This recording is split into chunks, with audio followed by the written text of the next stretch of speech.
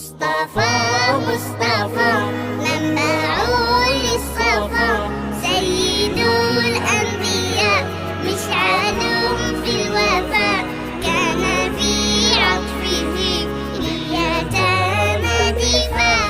مصطفى مصطفى منبع للصفا، سيد الأنبياء مشعل في الوفاء، كان في عطفه لليتامى دفاع.